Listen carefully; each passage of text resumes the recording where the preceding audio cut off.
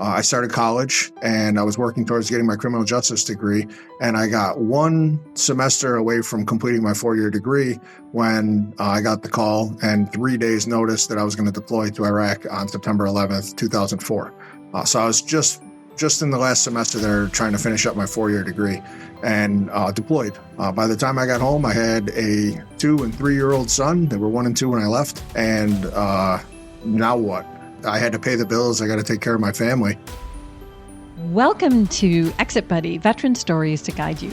This podcast shines a light on real struggles and triumphs of veterans navigating life after the military. In each episode, we dive into heartfelt stories of resilience, setbacks, a little humor, and growth as veterans transition and find new purpose in civilian life. And here for the journey, we're your host. I'm Rachel. And I'm Kathleen.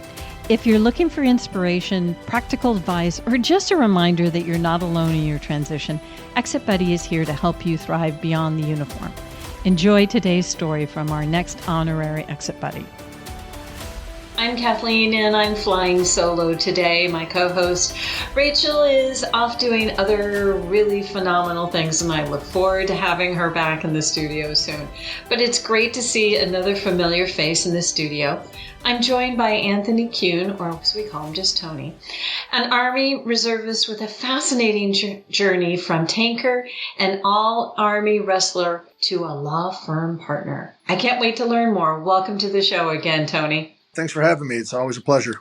So you joined the Army 29 years ago as a young man, and what were the standout memories for you in those initial active duty years? I think I was 18 years old, maybe 19, during my first real-world casualty situation, applying tourniquets and medevacing people out on helicopters. I had just completed combat lifesaver course, and so I was a combat lifesaver on the scene. It was all very new back then. Again, I'm going back, 28, 29 years ago. So some interesting experiences there with those rotations in the National Training Center and living in the desert.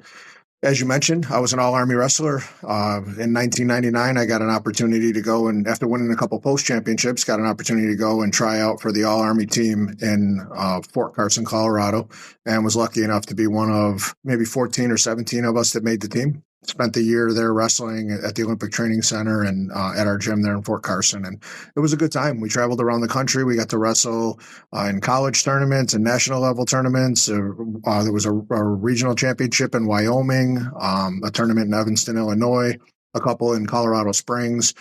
So it was a really good learning experience. Also learned that, I'm not invincible and I broke just about everything during that year, which is how I found my way back to being a tanker, because it was just too much. I think I was too young at the time, and my body just had a hard time adjusting. So found my way back to being a tanker, and I actually got out of the Army there and got off of active duty in 2000 after completing 4 years of active duty time, and I was just excited to get back to living life after spending 8 months out of each year in the woods, it seemed like. So it's nice to get back home and kind of be reintegrated back into society. One thing I never knew about you being a wrestler. So tell us about your first transition back to civilian life when you got off of active duty. At that point, did you plan to go through with the reserves, or how did you come to that decision, and how did you find your footing after you relocated? So I wasn't at the 10-year point of no return yet. So I thought I was out. I thought I was done. I did my 4 years. Actually, I did two-year enlistments. And then I came home and I was done with the military. I was going to be a civilian. I was going to start a family. Some of those things happened pretty quickly, but I ran into a recruiter one day, and that recruiter said, "Hey, did you know that you can be in the Army Reserves and be a drill sergeant?" And of course, I didn't know that. Most people don't. I was a sergeant when I left active duty. So him and I struck up a conversation, and he talked me into getting back into the military. I joined a combat engineer drill sergeant unit, which I'm still a part of today. I've left that unit and then returned back to that unit with different promotions and positions. But I quickly signed back up and went to drill sergeant school and completed the Army's drill sergeant school. And that was probably around the time that I realized I didn't really miss the Army. I missed being a tanker. But I was already locked back in by then. So came right home. Again, made another really good friend who I'm still really close with today. And him and I completed drill sergeant school together, along with some other schools, our combatives certifications, our Modern Army Combatives program, which is our relatively new hand-to-hand program. But him and I completed a bunch of those courses together, and then immediately went down to Fort Leonard Wood and started pushing troops right after graduating drill sergeant school. And I had the opportunity to do that for a few years thereafter. We would go down in the summertime, anywhere from, just your 18 days to maybe the full summer to augment active duty and push troops there, mostly combat engineers. So one thing that I love about having these conversations is that we really get to talk about the twists and turns in everyone's career, be that in the military or after the military. And your roadmap is very unique, like many of those. We've got roofing and construction to drill sergeant, and now you're a lawyer. So, and you even considered being a police officer sometime along the way. So how did that sort of windy road end up being a legal career? No, you're right. I didn't know what I was going to do with my life. And I got off of active duty the first time in 2000. And my cousin offered me an opportunity to jump in with a roofing crew. And it was a job right off of active duty. Back then, there were no resources like there are now. This is 25 years ago, before the Iraq War, before Afghanistan. There wasn't much going on. The military had downsized quite a bit in the 90s following Desert Storm, and there really weren't many resources for people getting off of active duty. In fact, there's cycles, ebbs and flows with how much society even cares about the military or is excited about the military. So, right now we're still in a good place. People appreciate the military because of the wars that have been going on and things of that nature. But it wasn't really like that in 2000. It wasn't anything like following Vietnam, but people were just indifferent about the military. So there weren't many resources. Nobody was really looking to hire veterans. So I started with a roofing company and quickly worked my way up from a laborer to an installer and then to a foreman, all with the same company, different brothers. They had different crews. So worked my way up. I started college and I was working towards getting my criminal justice degree. And I got one semester away from completing my 4-year degree when I got the call and 3 days notice that I was going to deploy to Iraq on September 11th, 2004.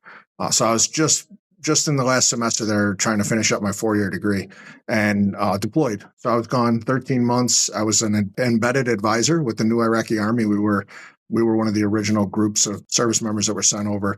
They handpicked a bunch of drill sergeants from across the country and put us on advisor support teams, they called us, and they embedded us into the Iraqi Army.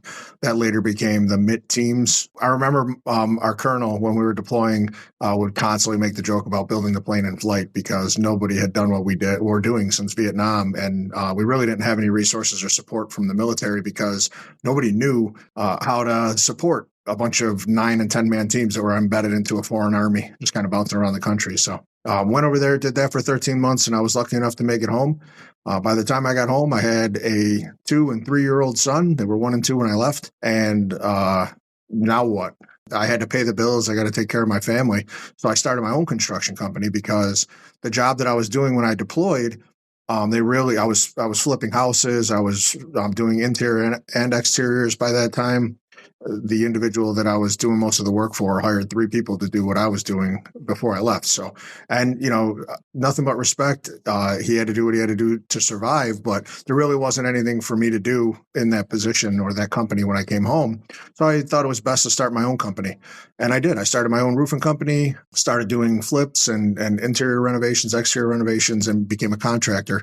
Did that for a few years before I came up with the idea of going back to school, because at some point I'm going to force my kids to go to college, and I've had 2 now that have gone to college. One of them's actually a state trooper, which was the job that I wanted pretty badly when I was younger. And then I have another son going through the background investigation process right now, and he'll likely be a police officer soon. So, and my youngest he's too young for that yet, but they're getting the job that I wanted when I was their age, and I know they're going to do great at it. But when I went through the hiring process, it was for Buffalo Police, and I finished up my 4-year degree. I had 1 B all through college. All the rest were A's because people with our experience do pretty well in college because we've lived a difficult life. We know what it's like to to work all day in the motor pool. And some of us have seen combat, and nobody's shooting at you at college. It's just it's very easy to do that job. You just have to dedicate the time to do it. So finished up my 4-year, tried to get a position on Buffalo Police Department, scored number 1 on the exam, went through all the background process for hiring, and they called me on Christmas morning and told me it was no longer a conditional position and it was my job. Which I was very excited about. So I started winding down the construction company. And then the mayor took a bunch of white males off the list, and a huge lawsuit broke out. He lost, of course. The Buffalo Fire Department sued him for discriminating against white males, and a bunch of individual officers who would have become BPD officers sued as well. And I think a lot of them just settled. So I was stuck with a decision, a choice. I either go after the mayor to get a job working for a guy who doesn't want me to work for him, or I figure out something else. And I had already started to wind down my company. So it actually put me in a little bit of an issue financially, because I'd intentionally slowed things down because I thought I was leaving for the academy. I came up with the idea that, I'm never going to go through this again. I'm going to get a position that nobody's going to discriminate against me for any reason. And I decided it was either going to be law school or medical school. Law school was my first choice because then I could go and fight for people who found themselves in a situation like I did. I applied to one law school. I took the LSAT. That law school picked me up just before graduating. I applied to one law firm. Now I'm an equity partner at that law firm here 10 years later. So it's really worked out. This was really the career path and trajectory that I was meant to be on. And it really couldn't have worked out any better for me. So pivoting a bit, are there any tips that you would share for our service members in the audience? Biggest one, I think it's just universally accepted. Do the work. You got to be willing to do the work. I interview people quite often. In fact, I interview every applicant that applies to our firm now. I have yet to hear, I'm going to outwork everybody around me, which is the first thing I would say in an interview. And I mean it. I'm going to outwork everyone around me. I'm now at 29 years of military service. I might hit 30. I'm in the retirement process right now. We'll see. But I've worked at this law firm. I've done construction. I've done all these different things. I've wrestled. I've been a wrestling coach for 15 years now. And everything I do it to the best of my ability. And I work as hard as I can to, achieve success in whatever it is that I take on. And that's really universally accepted in any career field. Wherever you're going to go, if you're the hardest working person in the room, you're probably going to do really well. And you might not be the best employee or the best owner or manager, but you're going to be up there among them. And it really does come back to that work ethic that you develop in the military. And if you can bring that same work ethic into your civilian career, you'll do really well, whether you start your own business, which you should never be afraid to do, especially with the resources that are out there for service members now, or you go to work at another established business. As long as you bring that work ethic with you, you'll do really well, no matter where you go. So reflecting on your legal career, and you had a various impetus for it, but was there anything in particular in your military career that prepared you for your legal career? There were a few things that helped me push my comfort zone. And those experiences, obviously the All Army Wrestling was something that was constantly uncomfortable, and you're just pushing yourself to try to be better and to do the best that you can. But then there were times, thinking back to my deployment, I worked with plainclothes reconnaissance and surveillance teams within the Iraqi Army, so the plainclothes spies. I was one of the first advisors to work with these teams and was lucky enough to work with some special forces units who were really good at what they do. And I took all that in. And then at one point, I actually wrote a reconnaissance and surveillance SOP for all of our plainclothes reconnaissance and surveillance teams. And then other individuals that weren't doing the same level of work with their teams had their teams rolled under me to manage all of those teams. So just little things like that have, again, taught me to do the work, and you'll do well as long as you do the work, but then also push your comfort zone. Coming into the civilian world, coming into a law firm, all I knew is, bullets and armor and wrestling and all of these things.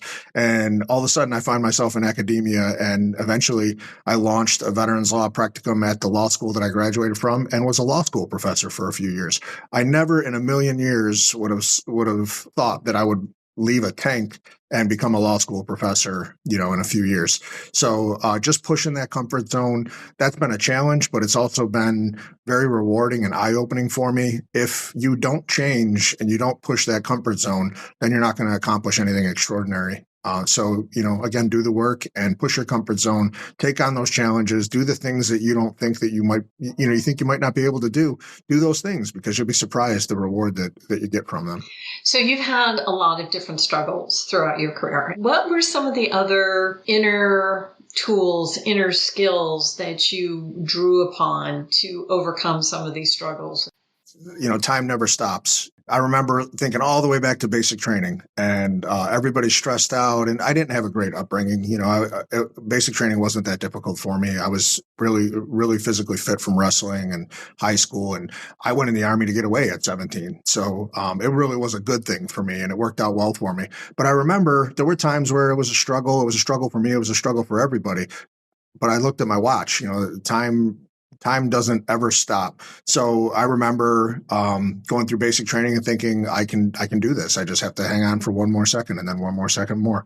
I remember going through drill sergeant school. That was pretty demanding. A lot of different trainings, the combatives trainings and the different trainings that I've done. Law school was tricky because I'm providing for a family of 5 on my own. I'm the breadwinner. So I'm working multiple jobs, and I'm going through law school all at the same time. And there were plenty of nights where I was burning the midnight oil and telling myself, one more second, one more minute, I can do this, and just keep plugging along. And so just working through the adversity and not stopping was something that's always been really important for me. But then also I talked about pushing your limits and your comfort zone. There are countless examples of that in the military. I already gave a couple, but here in the civilian world, the first time I drafted a business development plan for a law firm, I had no idea what I was doing, but I knew that I had done business development with my construction company, and then it was all self-taught, and I learned all these strategies, assume the sale and all the different ways of working with a potential client. Now I'm transitioning this over into the legal field. Oh, and now I'm teaching other people how to do it. So that was quite a transition. But pushing the comfort zone. And again, it was one of those things that I said, I'm going to do this, and I'm going to do the best that I can, and I'm going to do a whole bunch of research, and I'm going to outperform anybody else that would have done this. And shortly thereafter, the firm named me as the chair of the business origination committee for the firm, and I've held that position ever since. So again, it's pushing the comfort zone and not being afraid. Awesome.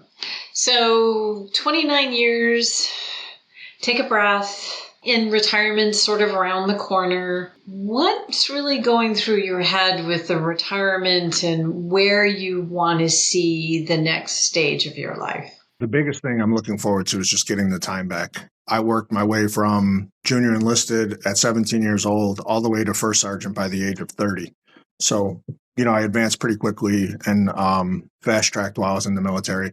And that just means I've been in leadership positions for the past 17 years. I mean, I was in leadership positions before, but not the leadership positions that take up as much time as being a first sergeant or being in a sergeant major role. I haven't gone to Sergeant Major Academy just because being an attorney as a reservist, it doesn't make financial sense for me to leave my career for 9 months to go make $100,000 less for that year. So I haven't done it. I haven't really needed to, but I've been the first sergeant of multiple companies. I have served as an E8 in brigade sergeant major positions and brigade headquarters in those drill sergeant units. So, I've held a bunch of different positions. I just haven't held the rank sergeant major yet. Obviously, all of those positions have taken up quite a bit of time. It is not 1 weekend a month, 2 weeks a year. It's 1 week in a month, way more than 2 weeks a year. And then Thursday night training meetings, Tuesday night training meetings, Wednesday night developing training schedules. The next day you're laying on training at different locations and planning to go to Fort Drum or, one of the 4 or 5 other states we would go to for training exercises throughout the summer.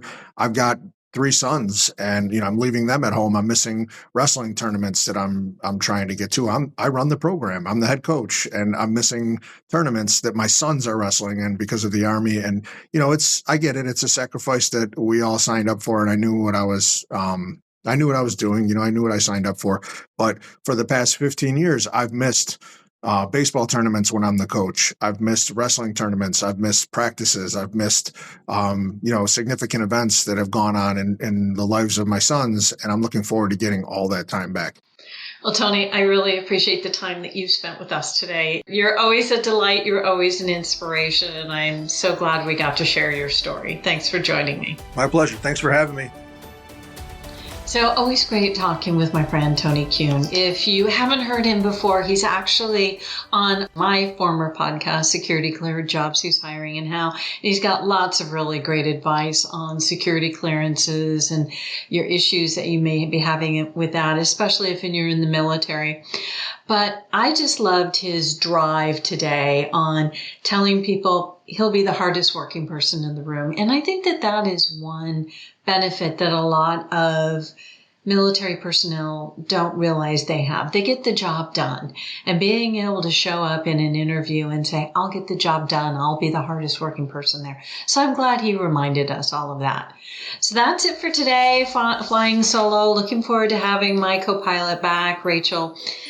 And I want to make sure that you share this episode and subscribe to our LinkedIn newsletter and realize you're not alone. You always have an exit buddy. Take care.